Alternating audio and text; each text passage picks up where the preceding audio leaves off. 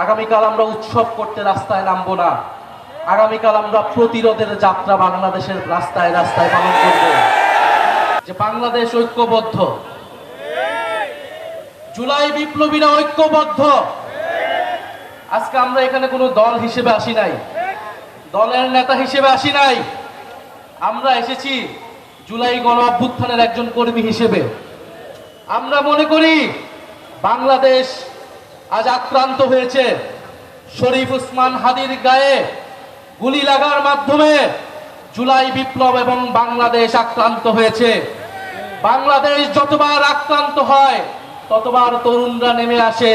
আজকেও আমরা শহীদ মিনারে একত্রিত হয়েছি সেই গণ অভ্যুত্থানের ঐক্যের প্রতীক হিসেবে। সংগ্রামী বন্ধুগণ, স্বরাষ্ট্র উপদেষ্টার পদত্যাগের দাবি উঠেছে। আমরা মনে করি নৈতিকভাবে উনি আর এই দায়িত্বে থাকতে পারেন না। 5ই আগস্টের পরবর্তীতে আমরা দেখেছি বাংলাদেশের আইন শৃঙ্খলা ফেরত আসে নাই। বাংলাদেশে জুলাই গণ অভ্যুত্থানের অংশগ্রহণকারীদের টার্গেট করা হয়েছে, শহীদ পরিবারদের টার্গেট করা হয়েছে, মামলা বাণিজ্য করা হয়েছে, বিচার ঠিক মতো করা হয় নাই। তারপরেও আইন উপদেষ্টা, স্বরাষ্ট্র উপদেষ্টা তাদের পদে বহালভাবে থেকেছেন। আমরা বারবার আপনাদেরকে সাবধান করেছি, কিন্তু আজকে আমার ভাইকে গুলি খেয়ে জীবনের ঝুঁকি নিয়ে আজকে তাকে বাংলাদেশ ছাড়তে হচ্ছে। আমরা স্পষ্টভাবে বলতে চাই, বাংলাদেশের আইন শৃঙ্খলার নিরাপত্তার প্রশ্নটা গত 16 বছরে আমরা দেখেছি গোয়েন্দা সংস্থা গত 16 বছরে সকল বিরোধী দল মতকে দমন করতে ব্যবহার করা হয়েছিল। এত অভিজ্ঞ আমাদের গোয়েন্দা সংস্থা, তারা গুম খুন সবকিছু দক্ষতার সাথে করতে পেরেছিল, কিন্তু 5ই আগস্টের পরে তাদের দক্ষতা কোথায় যেন চলে গিয়েছে।